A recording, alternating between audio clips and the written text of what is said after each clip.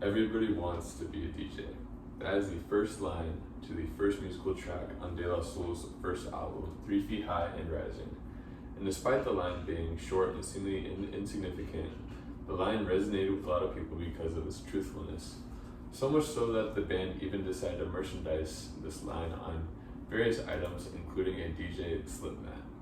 Now, everybody wants to be a DJ, but not everybody knows how to be a DJ. My name is Tyson Sidrud. I've been DJing for 5 years. Today I will be telling you everything that you need to know to start your very own DJ business.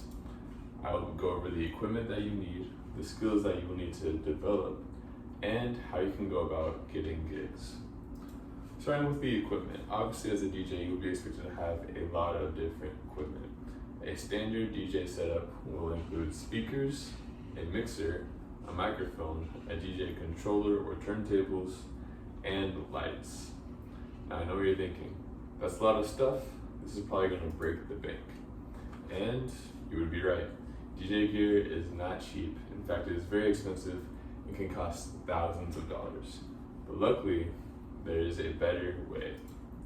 Thanks to online marketplaces such as OfferUp, Craigslist, KSL, and even Amazon, we can find high quality DJ products at affordable prices. After just one day of searching, I was able to find a $500 DJ controller for only $100. And here's an ad for a set of speakers for $220. And Amazon currently is selling lights for $13. Now, I was able to get all my stuff for under $500. I know that if you search diligently enough on the internet, you'll be able to find all your stuff for under $500 as well. Now, moving on from equipment, we'll be going on to the skills that we will need to DJ an event. There's lots of skills that a DJ needs, but I will be going over 3 that I think are the most important. First being having music knowledge. Second is the ability to read a room. And third is the ability to mix tracks. Music knowledge. Music knowledge is super important as a DJ. In fact, I would say it is the most important skill that a DJ needs to have is knowledge of various different types of music, including genres and decades, because every client, every customer is going to have a different taste. So it is very important that you as a DJ know different styles of music so you can play what your client wants to be played. Now, reading the room kind of goes along with the first point. Reading the room refers to looking at the people in the crowd and seeing how they react to different songs.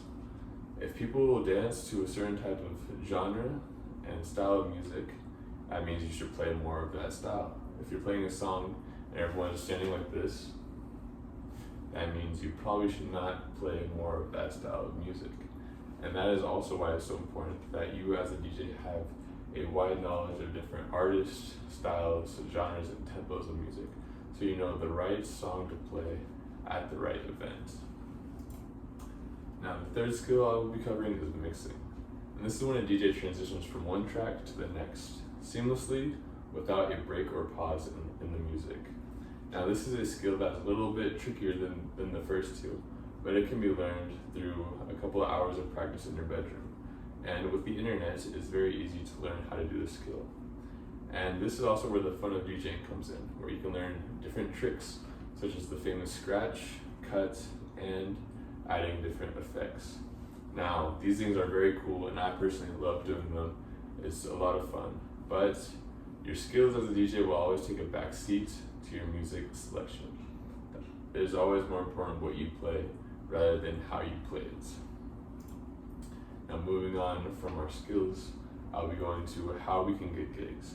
Now, there are many different ways to do this, but I'll be going over the 3 that I find to be the most efficient.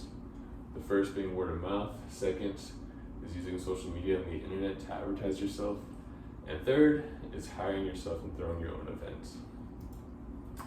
Now, with word of mouth, it is not super complicated. The main thing that you need to do is be confident and simply let everyone know that you are a DJ, that your services are available for them. For example, if someone asks you what your hobbies are, you can say, oh, I love to DJ, weddings, parties, bar mitzvahs, any type of event. If you ever need a DJ, feel free to call me, and I would love to help you out. that works a lot. It might not give you a gig in that instant, but the next time someone needs a DJ, they will think of you. Another good way to spread by word of mouth is this, a business card. Now this inexpensive piece of paper will make you look more professional and give people all of your contact information on one small, easy to read card. It also allows the people to share this card with their friends when they hear of someone who is in need of a DJ. Now a little bonus point I added to this slide was having a fun DJ name. Now my name is Turntable Tyson, which is a little goofy, a little silly, but it's helped me a lot because it sticks in people's heads. People remember, oh, my friend Turntable Tyson, he can help you, he's your guy, he can DJ your wedding. The second way is through social media and marketing on the internet.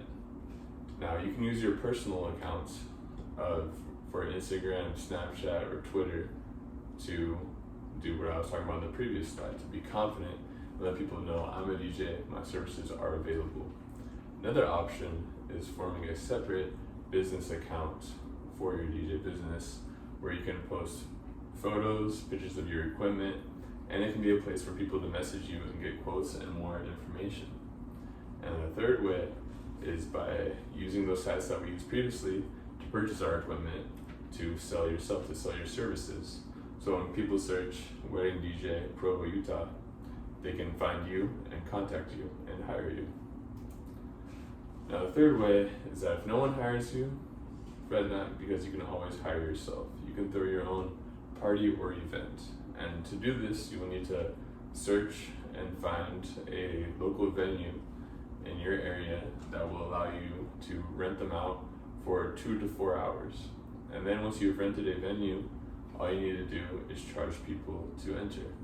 Now this plan only works if people actually show up. Because of this, it's so important that you start promoting your event at least 2 weeks before the event occurs.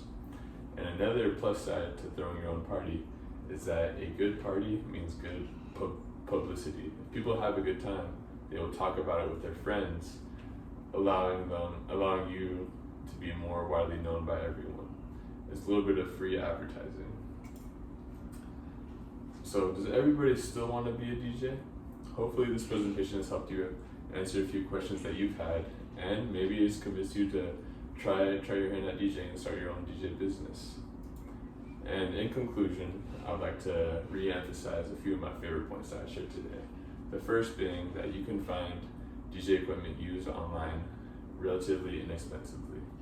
The second being that knowing music and knowing different styles is more important than having DJ mixing skills. The third point is that if you're a DJ, you need to let everyone know. Tell the whole world that your services are available so that they can hire you. And the fourth, that if no one will hire you, you can always hire yourself. Thank you guys so much for your attention.